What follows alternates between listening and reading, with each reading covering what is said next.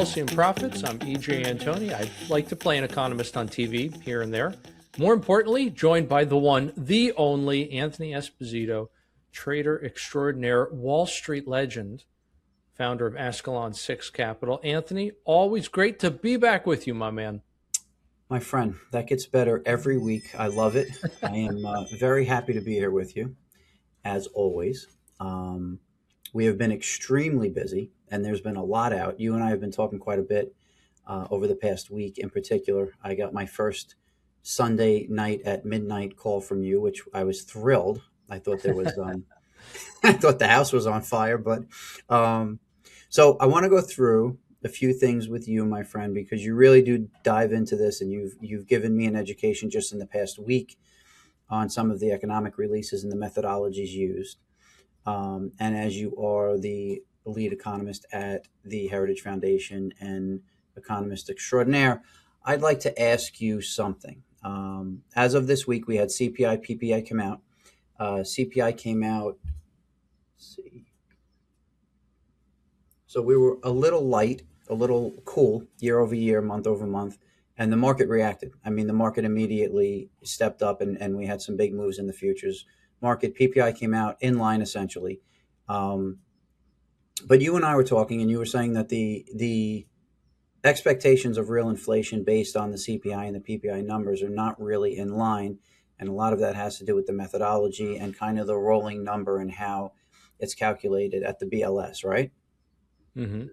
So can you please? I can give you just a couple examples, Anthony, that I think really illustrate that. And by the way, I don't think we've ever had more stale economic data than the CPI and PPI that were just released, because before those numbers even came out, the whole situation in the Middle East that created those lower numbers has now entirely reversed. In other words, the Strait of Hormuz got open, the oil started flowing again, it put downward pressure on crude and therefore gas, diesel, jet fuel, right? So that all got captured. Those lower prices got captured in these two reports. But by the time those reports were actually released this week, what happened to the whole energy story? It has done a complete and total 180. So again, they were so incredibly stale. Unfortunately, as much as we would love to see, the good news continue, it just doesn't look like it will.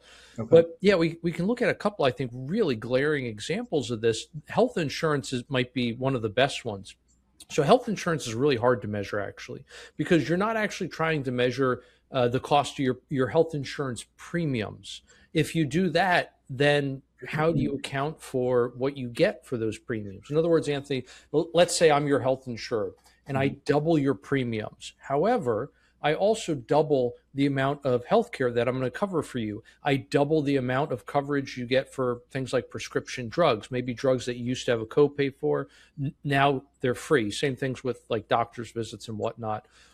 So yes, your health insurance premiums went up, but not the cost of your health insurance, because the health insurer is simply giving you more for the higher premiums that you're paying, right? Mm-hmm. What BLS is really trying to capture there is what is the cost of somebody actually managing the insurance plan for you. It'd be the same thing with car insurance, right? You can pay more by switching from one car insurance company that only covers you for liability to another one that gives you comp and collision. Right. In fact, sometimes you don't even have to switch company. You can just switch plan within the same company. Yep. So you get way more coverage. That's why you're paying more. BLS is not trying to capture that. So how on earth do you capture this essentially this cost, which is your total premiums minus everything you get? They can't observe both of those.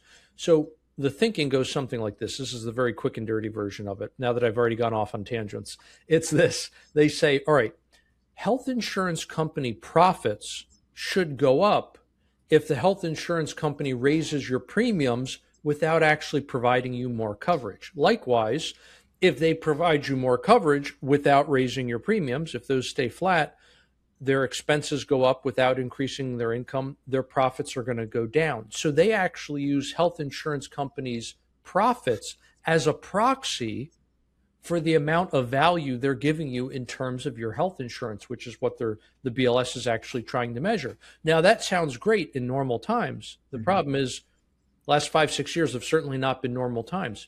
No. Anything that is going to affect profits at these health insurance companies, but doesn't affect your actual health insurance coverage, that's going to create a kind of distortion there with the metric where you're not actually observing the thing that you want to observe, or you don't have a good proxy, I should say, for what you want to observe.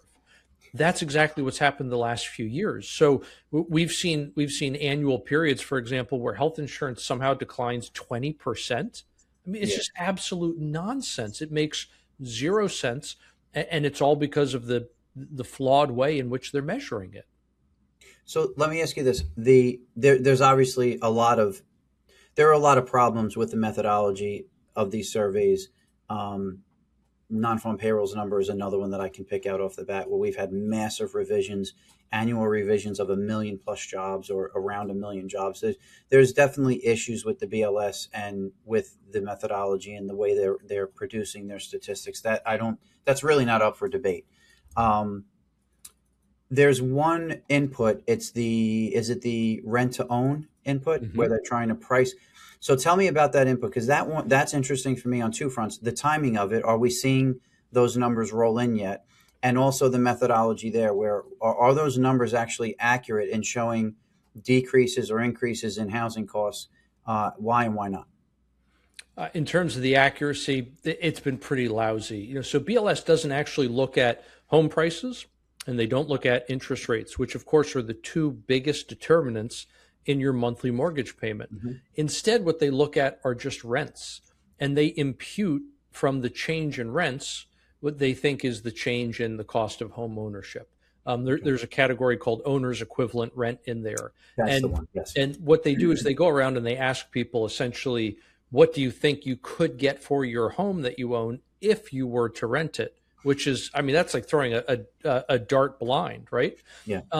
Now, to be clear, they don't do that every single month. They only do that when they're trying to assign weights in the survey. In other words, how much is the owner's equivalent rent category going to be? How much is rent itself going to be? Okay. So for the change in rent and for the change in owner's equivalent rent, for that, they just base it all off of what's going on in rental markets. But they don't do those surveys every month. They don't do them in every city. And so one of the problems we're having now, in addition to the methodology not being very good in the first place, is the fact that you were missing some data from the end of last year because of that government shutdown. And so Hmm. that is still affecting us today, because you have to impute, in other words, make an educated guess on the data that you are missing. When you're only going to collect data twice a year and you miss one of your observations, that's a pretty big wrench you're throwing in the works there, Yeah. right? And so the big problem, Anthony, that we're seeing right now is the fact that we didn't catch the huge run up in the cost of home ownership, because again, we were only looking at rents, so not home prices, which exploded, and not interest rates, which have more than doubled, but instead just looking at rents. And just like we didn't catch the big jump up, now today we're missing all those markets where rents are actually going down, where the Okay. cost of home ownership has actually come down. That's not a lot of markets, but it is some big ones like Tampa, Phoenix, Dallas is another one. Basically, places where you have a more elastic housing supply, you are seeing those prices come down, but it's really just not being captured well in the metric. Again, just like the massive increase was not captured, we only caught a portion of that increase from the previous 5, 6 years. So I guess this leads to um, Chair Warsh speaking about new ways of measuring inflation, new methodology, new approaches, where I think he's really well aware of the fact that a lot of the statistics that they relied on formerly um, are not accurate, or not produced with a methodology that's sound or as accurate as it can be. And I think that's kind of the direction the Fed is going now. I think the data dependent Powell Fed, and not just Powell, but the Feds before, but Powell really kind of talked to that mantra quite a bit, and then didn't execute on it. But the data dependent Fed has been dependent, and particularly under Powell, on data that's not accurate, and therefore a lot of their decisions you could look back and really criticize pretty wholly the decisions that Powell made. Some of them based on that data, some of them based on his politics, and maybe some a mix. Um, so as he moves through to more accurate data, you would think that, and I think it's a great idea to do that, knowing that the data is flawed. and then communicate less with the street, because we really don't need to be told what to do. We don't need our hand held. Wall Street and the investing public needs to see what policy is, what rates look like, what the markets look like, and make decisions. I think everybody is a big girl and a big boy, and if they're not, then they are in the wrong seat. And I don't think most people, most American citizens on a day to day are sitting at the kitchen table talking about the minutes of the Fed as the Fed minutes are released. So I don't think that's an issue. Although I think it was Maxine Waters or Elizabeth Warren saying that the in questioning Warsh this week, that the U.S. citizens would be interested in more color, and they shouldn't reduce what they're telling us. They should increase what they're telling us, which is kind of silly. Um, as we continue on the inflation front, I do want to touch on one thing you just said now, and we spoke about earlier in the week, and that was that the influence of the Strait on inflation. So in reality, inflation, according to my understanding and the way I view the world, inflation is caused by um, governments borrowing and printing too much money and creating liquidity in the system that's just not absorbed. And you end up with weaker dollar, higher prices, and too many dollars chasing too few goods, essentially.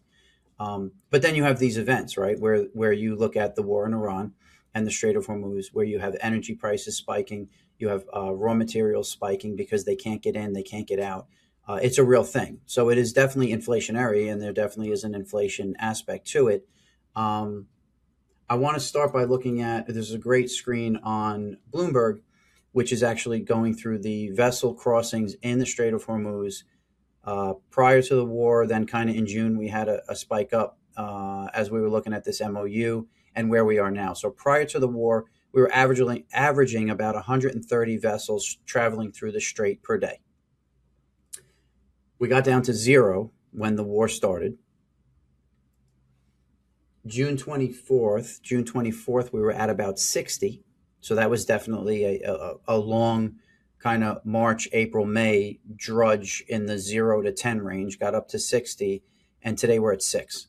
So there's been, again, another major drop. Now, a comment that you had made to me, which I really took to heart, was aside from the loss of life and destruction, which obviously kinetic action in Iran right now is the main concern, right? Um, your larger concern on an economic front and an impact to the U.S. and the world economy would be the strait being closed, which it now essentially is closed again, because of the fact that a lot of the goods that are trying to travel through the strait are actually supply chain goods, not finished products. This is inflationary. This is horrible for the supply chain. This is horrible for the global economy. We're now shut down again at the strait. What's your expectation of how this affects inflation and how it affects economic growth now that we're in mid-July and the Strait of Hormuz is essentially still closed and has been essentially closed since March? Well, it certainly is going to increase inflation, right? It's certainly going to put upward pressure on prices. But the thing is that it's not just energy prices. And that's something I think folks really need to come to grips with at this point. We have a lot of price increases just baked into the cake. There's no way around it. And in part, it's just simply because energy affects everything we do and everything we buy. So it's going to affect prices everywhere, right? Part of the reason why inflation came down noticeably during Trump's first year was because we had lower energy prices. Right, a big portion of the inflation we had under Biden wasn't just simply government spending too much money, although you're right, that was a huge contributor, but it was also the energy policies that reduced the energy supply from what it otherwise could have been. So it's multifaceted, the problems that we're facing here. However, with the strait, you also have other products. Some of them are byproducts from petroleum, like petrochemical blend stocks that go into making all kinds of plastics, like the stuff that makes this microphone or the housing for this camera, all kinds of stuff, right? This chair, perhaps the fibers on some of your clothing. I mean, just countless consumer products are affected by that. Even things like pharmaceuticals, cosmetics.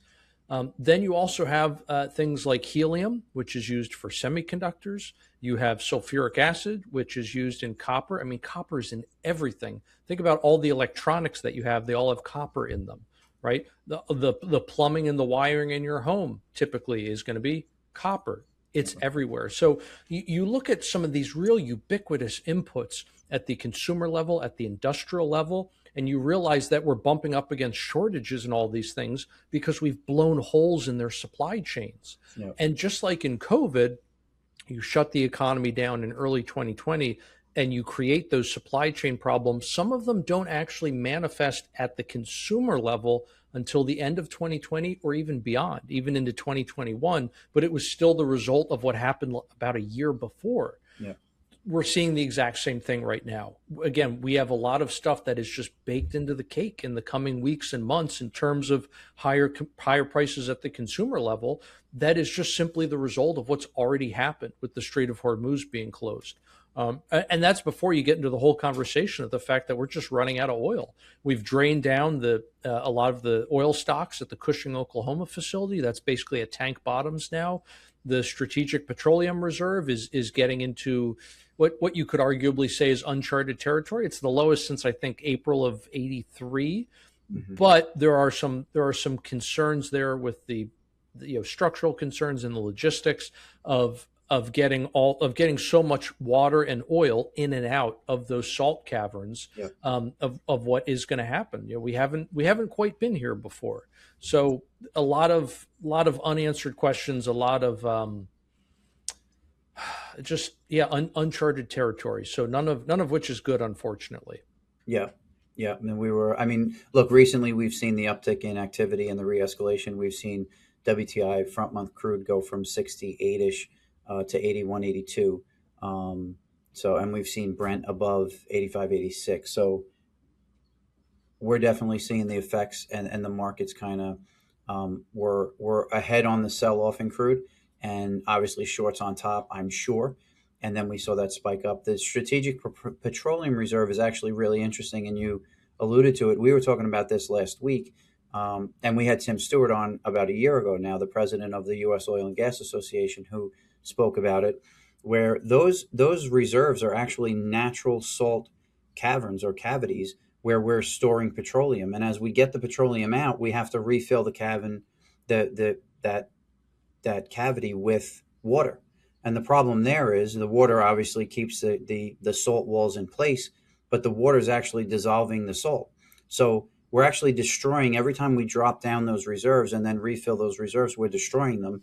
And I don't know that we have alternatives at the moment to create or to store those strategic reserves for petroleum. So there are more issues here than we can get into, during the show, and probably more issues than the market will price in, and more issues than people think about when they go, fill up their pump or grab, items at the store that have inputs that are being affected by the Gulf. But there's definitely there's a lot going on here. There's a lot of cross currents here as far as what to your point, the lasting effects of this conflict will be. As we re-escalate, it seems as though the IRGC and Iran, I don't know who's in charge, who's not in charge, but it seems like the re-escalation is not going to work as far as from a bombing front. It seems like the re-escalation to me, and this is just me kind of watching what's going on and paying attention the best I can.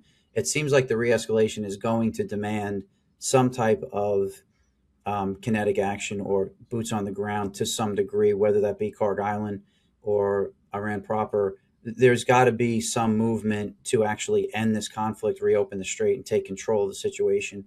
I don't know that bombing anymore. I don't know how many thousands of bombs we've dropped already, but I don't know how much more bombing we can do and expect a different result. And the Iranians seem to be all but dug in and ready to go. So as we push forward, I guess my point is I see this kind of going one of two ways, where we literally walk away and say we won and just leave. I legitimately leave, which I don't think is really on the table. Or we actually have to step up our kinetic action or how we're approaching this, because what we're doing in the meantime is we're kicking the can.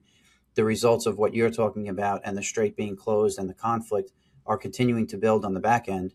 They're going to really start to rear their head, and then we're going to be in September. We're going to be in December, and soon, before you know it, we're going to be 12 months into a conflict that we haven't resolved yet, because we're kind of half in, half out. Not that it's an easy thing to resolve, and not that I I think there's an easy answer. There's not, but we're there. I think we need to finish it. And with that, I think that we're going to see higher inflation.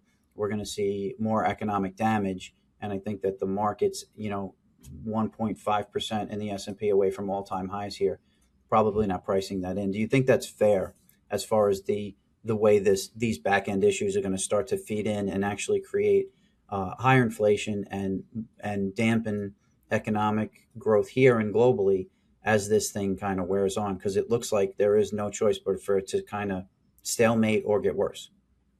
Yeah, I think that's a really, really good assessment, Anthony. And look, it's not as if you're just going to have one month, or you're going to have a bunch of months like we had in March, where you get a huge spike. Essentially, what you're going to have, you'll see certain areas of consumer prices that seem relatively isolated that will be spiking. And so, even though it'll be dramatic, it'll be one category or a subcategory, right? There'll be one sub index in the broader CPI that sees that leap. And Yeah. so the result there is that it is going to pull up the headline index, but it's a relatively small portion of the overall overall index. It won't have a lot of weight attached to it. And so it'll just be a series where month after month after month, you are seeing those, again, that pretty steady rise in the CPI. But you're not necessarily going to see like a huge spike, because again, the timing here, as we saw in COVID, is going to appear very sporadic because all these different supply chains have different lengths, right? So I think that's very likely what you're gonna see. And I've said this before. We've discussed this, especially at the end of last year when we were looking forward at all of those forward indicators. We're showing that a lot of consumer staples not only had prices stopped increasing, but they were set to start declining this year. And that was one of the things we were really excited Yeah. about, the Yeah. fact that you were going to have serious downward pressure on inflation. And, unfortunately, that has all kind of gotten flipped on its head now. Let me ask you a quick question, and then I want to go to the market and talk about my contrarian view to the world is wonderful and the S&P is going to 12,000. Um, what would be the one? What would be uh, an event or a series of events where you would look at it and say, you know what, now we're going to start to see a real uptick in inflation? So it wouldn't be that slow bleed in this basket A, basket B, but it would be, we actually have an issue here that's gonna pop. This is starting to get hot. What would be an event that you think would be something to look out for someone like me that's actually watching these results, and my day-to-day management of the portfolio is affected by the CPI number, for example? hmm it's a really good question. I think the problem is that you're not going to see. It's not like you're going to have the same run up we did in like summer 2022, right? Where you get a big spike in not just the monthly numbers, but in the annual numbers too. Where you get, what was it, 9.1, I think, was where Yeah, something like the that. year over year peaked.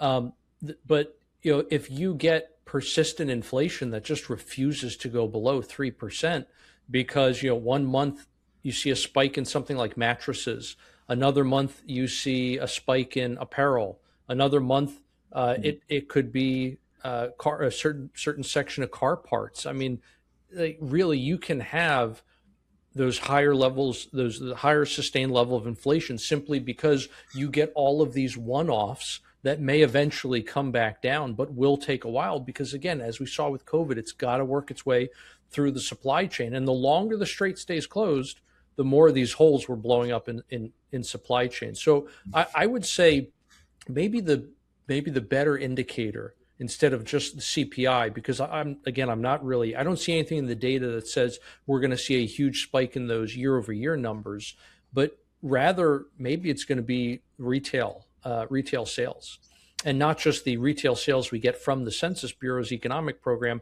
because that's not adjusted for prices, right? You saw a terrible print today, but that's because it's not adjusted for inflation. And Mhm. with the huge drop in gas prices during the month of June, people spent less at the pump. So that gets recorded as a decline in that specific set of retail sales, which obviously dragged down the headline. But then you inflation adjust for it, and you can see, no, people actually not just spent more, but bought more, and a lot more, in the month of June. So the retail sales numbers were actually pretty good. What I'm getting at, though, Anthony, is the fact that the consumer is eventually not going to be able to keep up with all of these different price increases as you start to have more and more things affected. And that's when the consumer is going to start to spend less, not just nominally, but on a real basis. In other words, inflation adjusted. And the consumer buying less stuff, even if they're spending more, that's where it's going to hit corporate earnings. So maybe that's your red flag you're going to want to look for. The consumer having to cut back essentially is what is then going to eventually hit those corporate earnings, and the lower corporate earnings I think would eventually pull down equity prices. Fair to say, right? And that, yes, in that scenario, I think I love that. Great explanation. Thank you. That scenario will actually bring down inflation, right? I mean, we need to take that pain pill in order to get inflation lower. So if the consumer stops spending because inflation has gotten too high, if employment starts to cool down and those numbers are not there, and that's going to hit corporate earnings, but it's going to essentially pull liquidity out of the system or lock up liquidity, which is going to draw down inflation. It's a deflationary series of events which will hurt corporate earnings in the stock market, but it should be deflationary. Is that correct? I would say if the Fed doesn't respond with trying to reinflate the bubble, then yes, it's definitely going to be a healthy correction. Absolutely. Okay. Big if though, right? Well, yeah, I We mean, got to see, is Warsh going to be different from his predecessors? I'm hoping he will. I have a listen, lot of confidence in the guy, I'm sure. and I hope that that's going to be the case. I mean, he's continued to pound the table on price stability. He's continued to pound the table on the fact that inflation's been too high for, a decade. So if that was to happen and the consumer was to recoil and stop spending, and that's going to be directly related to employment, actually, right? So as employment, if employment was to pull back, or the consumer was just way overextended, could not take any more credit, could not spend any more money, and had to recoil, and the Fed stepped in to kind of grease the wheels and loosen it up, then he's doing exactly the opposite of what he said he would, because his point was we need prices to come down. I don't think Right. his point was I'm going to destroy the economy or the market to do that, but his point has been price stability, and inflation is simply too high and has been for quite some time. So we'll see. It's going to definitely be interesting. I'm of the opinion that we need to there needs to be some pain on a reset here because of how over our skis we've gotten, and that honestly a lot of that, unfortunately for President Trump, came under President Biden, Janet Yellen, Powell, and now he's kind of in cleanup. Had good momentum going. There's no question his economic agenda was on all fronts pretty amazing if you look at it. And if his name wasn't Trump, he would have had the support of the mainstream media, and everyone would have been, cheering and moving along. But the war in Iran has definitely been a bit of a curveball, and I think it's been, his negotiating tactic and the chessboard that he was playing on. I think he's being challenged a little bit here by the Iranians, and it's becoming a little sticky. So, in the meantime, market at all-time highs. I continue to see analyst after analyst and expert after expert say that there's nothing to worry about, and this is a fantastic super cycle. We're in a secular bull, and we're going to continue to run. And S&P's going 8,000 plus, and everyone's pretty jacked up. The things that we've talked about on the show, just a quick recap. Generally speaking, leverage is massively out of control. Leverage in South Korea, and I spoke about South Korea and Japan a show or two ago. Leverage in South Korea is completely out of control, whether it be loans being taken, then leverage with margin at the broker, and then purchasing, 2x, 3x ETFs. The fact that the Kospi is over 50%. Two names, Samsung and Hynix, are 55% of the South Korean index. And we have a number of people, foreign and a lot of retail, domestic in South Korea, just leveraged up in these products and in these names. In fact, last week, the Bank of Korea is actually starting to step in. Regulators are starting to step in. We're seeing a massive cool down in the market. Last I checked, I think the Kospi was down about 40% from the peak. And 1 in 30 South Korean families received a margin call last week. 1 in 30 received a margin call from their brokers. So margin requirements higher, leveraged ETFs being halted, and margin calls across the board. I don't think we're that far off in the U.S. We have a massively leveraged market here. If you look at the, I guess people are calling it the Buffett indicator, which is cool. Um, but we definitely have if you look at the market cap of the S&P to GDP, we're at an all-time high, about 250%, which is pretty extensive. We have a Schiller PE that's at about 44.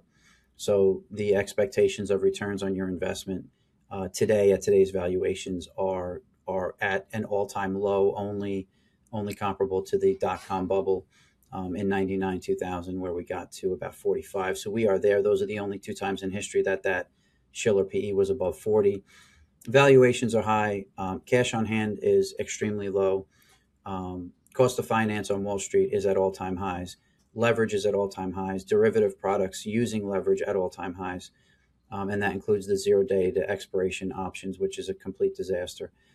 There's a lot going on that makes me pretty weary as far as the top, and if we are at a top, or if we're actually about to take off and hit new all-time highs. And I've been saying this for a while, and we hit our all-time high a little bit ago. June was definitely a consolidation slash negative month. I think July is struggling to break out of that consolidation and get higher. We haven't done so yet.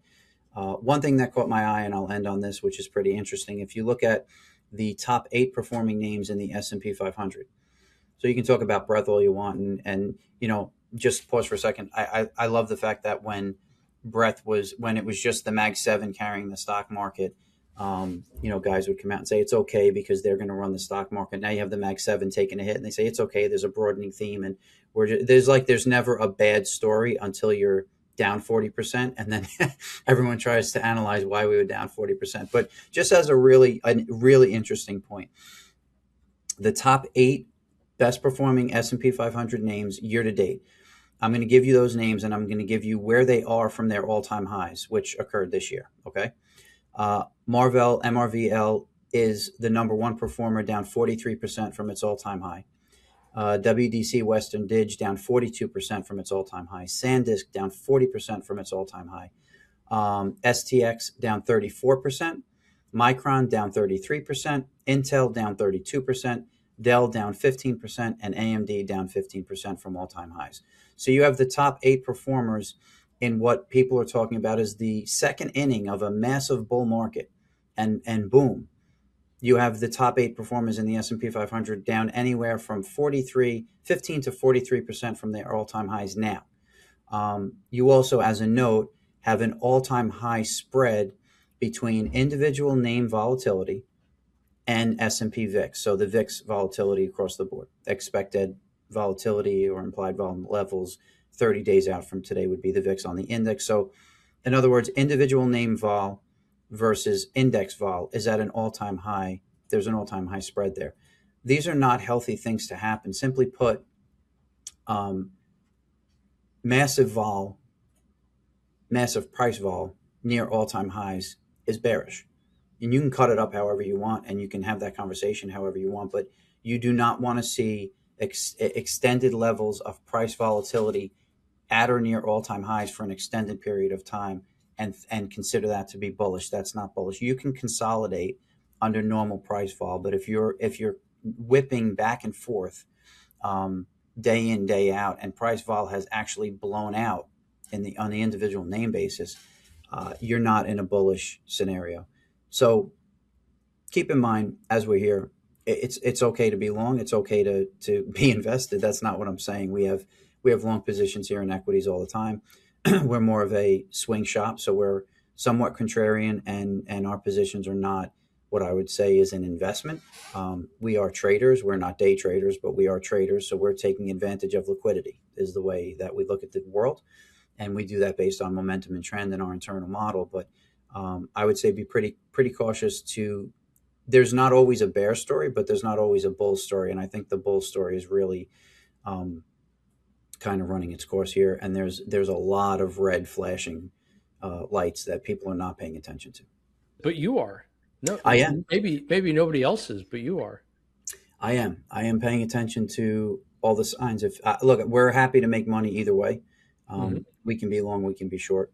I'm fine either way. I just want to perform for my investors. But I'm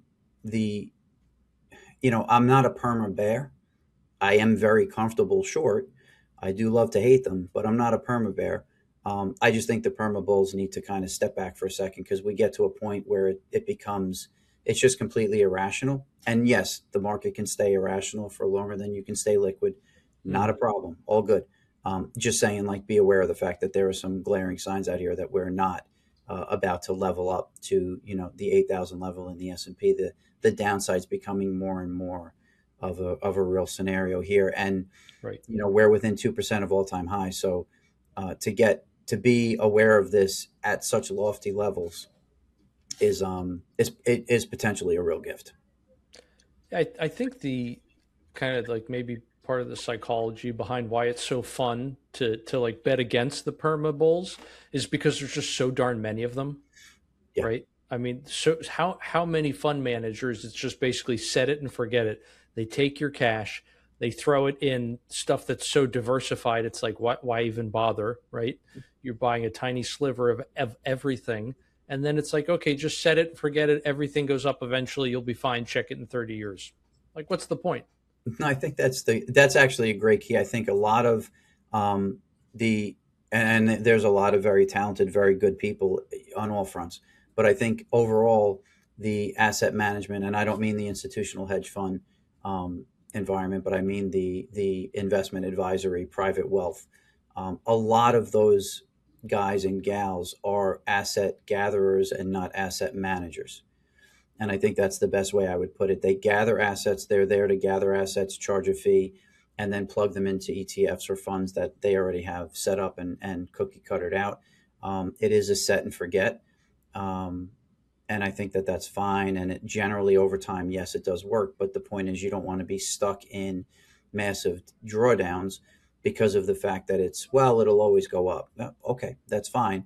But if you're in an active account and and the money's being managed properly, you should be able to, at a minimum, defend yourself with the negative and the drawdowns, and ideally, depending on your mandate, actually make money and benefit from the fact that there is volatility and there is up and down moves. So that's our goal here. I think everyone has a different, I say it all the time on the desk, like we need to know what animal we are and be that animal.